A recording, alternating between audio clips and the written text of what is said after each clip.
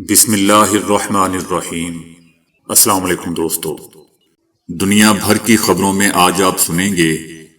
لیکن اس سے پہلے اگر ہو سکے تو لائک اور سبسکرائب کا بٹن ضرور دبا لیں۔ شکریہ۔ اسرائیلی وزیر خزانہ اور مذہبی صہیونزم پارٹی کے سربراہ نے غزہ کی پٹی میں جنگ بندی کی شدید مخالفت کر دی۔ اس بارے میں ان کا کہنا تھا کہ اسرائیل کے لیے جنگ بندی کا معاہدہ کرنا ایک بہت بڑی غلطی ہے۔ اس معاہدے کا مطلب حماس کے سامنے ہتھیار ڈالنے کے مترادف ہے۔ اس نے اس بات کا اعتراف کیا کہ اگر یہ مسئلہ یہیں ختم ہو جاتا ہے تو ہم جنگ میں واپس نہیں آتے تو یہ حماس کی بہت بڑی کامیابی ہوگی اور ہمارے لیے ہولناک شکست کے مترادف۔ اس کا یہ بھی کہنا تھا کہ اگر ہم غزہ کی پٹی پر کنٹرول حاصل کرنے کے لیے جنگ میں واپس نہیں آتے تو میں حالیہ کابینہ کو گرا دوں گا۔ صہیونی وزیر خزانہ کا کہنا تھا کہ حماس کو ختم کرنے کے لیے ہمیں ہر صورت غزہ پر قبضہ کرنا چاہیے اور وہاں اپنی عسکری حکومت قائم کرنی چاہیے۔ دوستو، اس وزیر خزانہ کے دھمکی آمیز بیانات اس وقت سامنے آ رہے ہیں جب کل ہی اسرائیلی وزیر داخلہ ایتمار بن گویر نے اپنی پارٹی کے دیگر ارکان سمیت نیتن یاہو کی کابینہ سے استعفیٰ دے دیا ہے۔ ایتمار بن گویر نے اسرائیل کی جانب سے جنگ بندی کے معاہدے کو پاس کرنے کی مخالفت کی اور ساتھ ہی صہیونی وزیر خزانہ سے بھی مستعفی ہونے کا مطالبہ کیا تاکہ نیتن یاہو کی حکومت گرائی جا سکے۔ دوستو، یاد رہے کہ اس وقت صہیونی پارلیمنٹ میں نیتن یاہو اتحاد کے پاس 120 سیٹوں میں سے 68 سیٹیں موجود ہیں، جن میں سے 6 سیٹیں ایتمار بن گویر یعنی وزیر داخلہ اور 8 سیٹیں وزیر خزانہ کی پارٹیوں کے پاس ہیں۔ دونوں مذکورہ وزراء کی جانب سے استعفے کی صورت میں حکومتی اتحاد کے پاس فقط 54 سیٹیں رہ جائیں گی، جس سے نیتن یاہو کی حکومت یقیناً گر جائے گی۔ غزہ کے خلاف جنگ کے حوالے سے صہیونی حکومت کے اعلان کردہ اہداف اور نیتن یاہو کی جانب سے ٹرمپ کے مطالبات کو تسلیم کرنے کا حوالہ دیتے ہوئے اسرائیلی میڈیا کا کہنا ہے کہ حماس کے ساتھ معاہدے کی اسرائیل کو بھاری قیمت چکانی پڑے گی۔ کئی مہینوں تک غزہ کی پٹی میں مکمل فتح کے دعوے کرنے کے بعد یہ معاہدہ اسرائیل کو حماس کے خاتمے سمیت جنگ کے اہداف کو ترک کرنے کا سبب بنے گا اور حماس ایک بار پھر فلسطینیوں کے درمیان اپنی پوزیشن مضبوط کر سکے گا۔ میڈیا کا یہ بھی کہنا ہے کہ اور یہ ثابت ہو چکا ہے کہ صرف فوجی دباؤ کے ذریعے قیدیوں کی رہائی کا نیتن یاہو کا دعویٰ بے بنیاد تھا۔ امریکہ کے سامنے اپنی گھبراہٹ کو ظاہر کرتے ہوئے نیتن یاہو اور صہیونی حکومت کے سخت گیر حکمرانوں نے یہ ظاہر کر دیا ہے کہ مشرق وسطی کے خطے کے سرطانی ٹیومر کا اپنا آزاد سیاسی، قومی، ادارہ جاتی یا حتیٰ کہ سماجی شناخت سمیت کوئی مستقل وجود نہیں ہے۔ حماس کے ساتھ جنگ بندی کے معاہدے کے بعد حکومت کو بیک وقت 5 محاذوں پر رسوائی کا سامنا ہے، ایسا دوستو اسرائیلیہ میڈیا کا کہنا ہے۔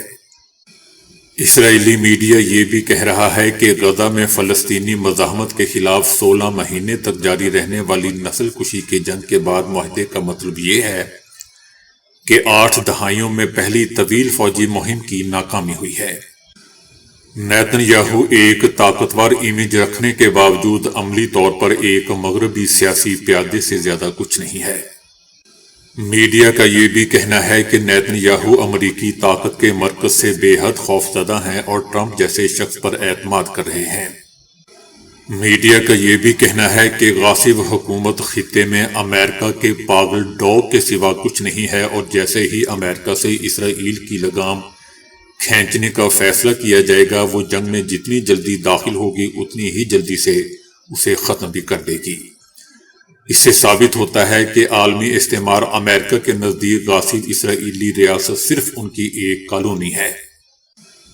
میڈیا کا یہ بھی کہنا ہے کہ نیتن یاہو کے ساتھ اتحاد کرنے والے انتہا پسند صہیونیوں نے جن کا اقتدار میں رہنا غزہ کی جنگ کے تسلسل سے جڑا ہوا ہے، انہوں نے واضح طور پر امریکہ کی طرف سے جنگ بندی کے حکم کی مخالفت کی ہے۔ یہ شگاف واضح کرتا ہے کہ مقبوضہ فلسطین پر غاصب رجیم اندرونی خلفشار کا شکار ہے۔ اسرائیلی میڈیا کا کہنا ہے کہ محاصرے شدہ ایک چھوٹی سی پٹی میں فلسطینیوں کے خلاف جارحیت، نسل کشی اور اسے کھنڈرات کے ڈھیر میں تبدیل کرنے کے لیے امریکہ اور اس کے مغربی شراکت داروں کی بھرپور حمایت کے باوجود بھی اسرائیل اپنے حتمی مقصد کو حاصل کرنے میں ناکام رہا،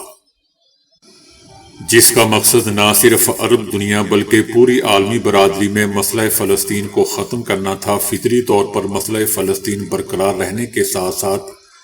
اس مغربی استعماری کٹ پتلی حکومت کے خلاف مزاحمت بھی مضبوط ہوئی ہے، اور اس کٹ پتلی حکومت نے زبردست شکست کھائی ہے۔ غزہ میں جنگ بندی پر عمل درآمد شروع ہو چکا ہے۔ امدادی سامان سے بھرے سینکڑوں ٹرک رفح بارڈر پر موجود تھے۔ معاہدے کے تحت جنگ بندی کے دوران روزانہ 600 امدادی ٹرک غزہ میں داخل ہو سکیں گے۔ اقوام متحدہ کا کہنا ہے کہ امید ہے کہ بالآخر بندوقیں خاموش ہوں گی اور ضرورت مندوں تک امداد اور تجارتی اشیاء پہنچ پائیں گی۔ اقوام متحدہ نے بھی امید ظاہر کی ہے کہ مزید لڑائی نہیں ہوگی، انسانی امداد سے غزہ تک رسائی آسان ہوگی اور قیدی رہا کیے جائیں گے۔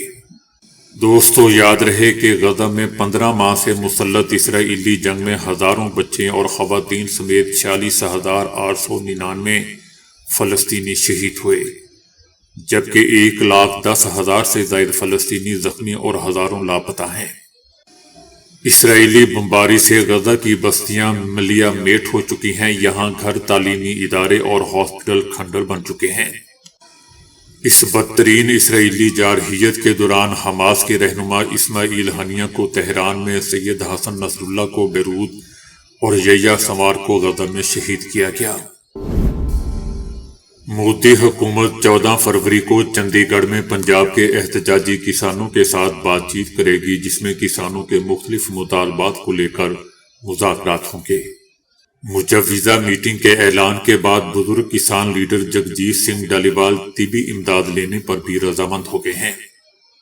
جن کی تامرگ بھوک ہڑتال آج 55 دن میں داخل ہو چکی ہے۔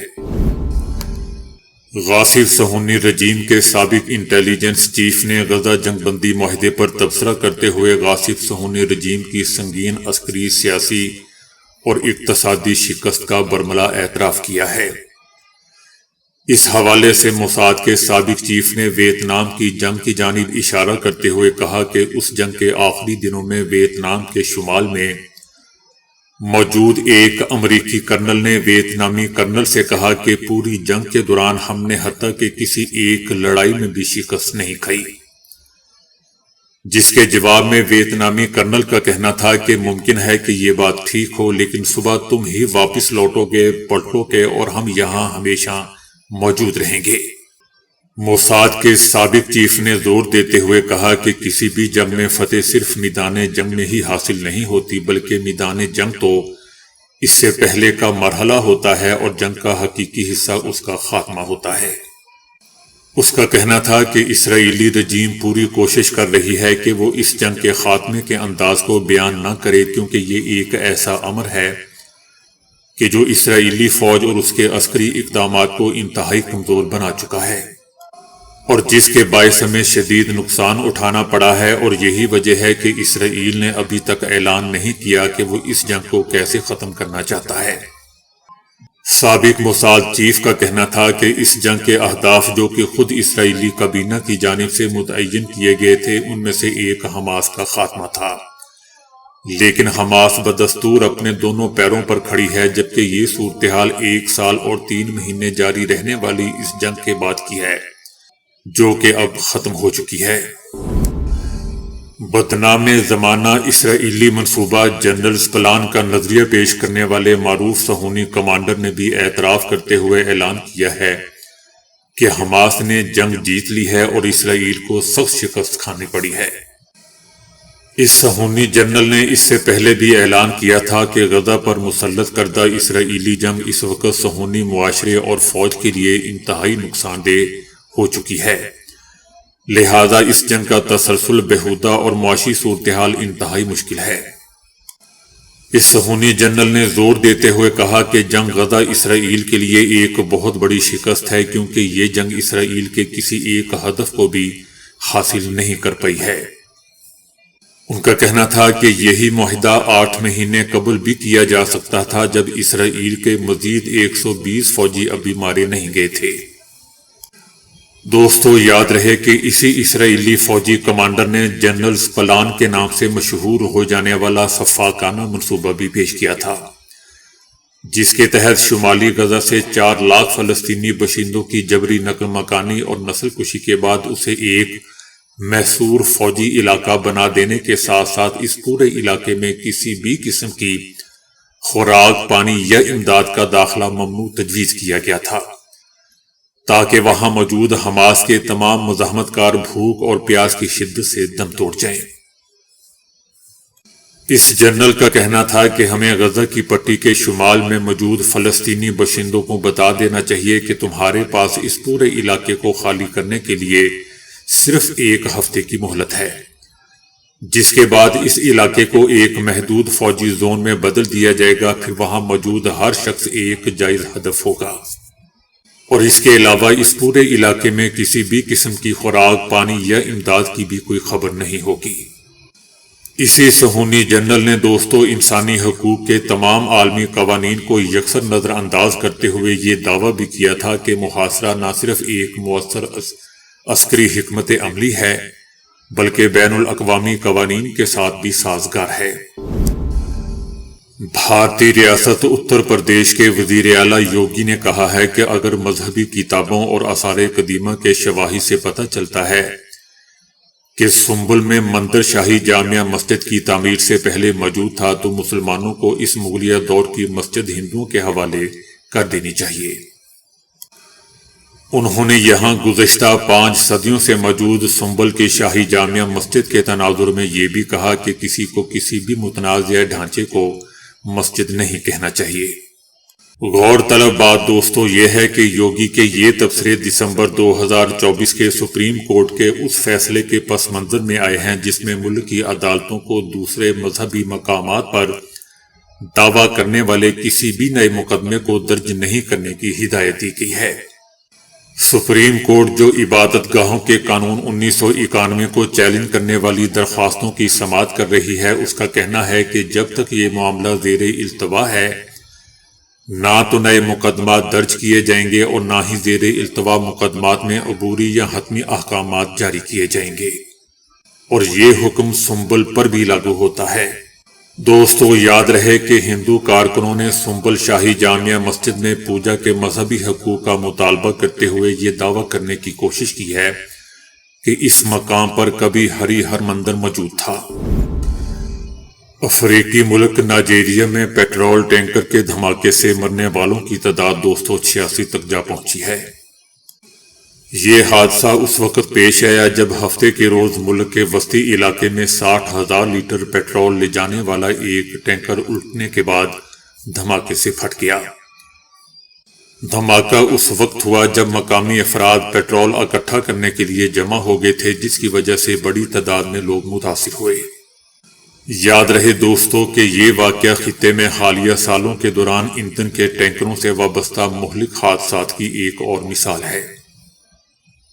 اگر لوگ وہاں آئل اکٹھا کرنے کے لیے نہ پہنچتے تو اموات میں کمی ہو سکتی تھی۔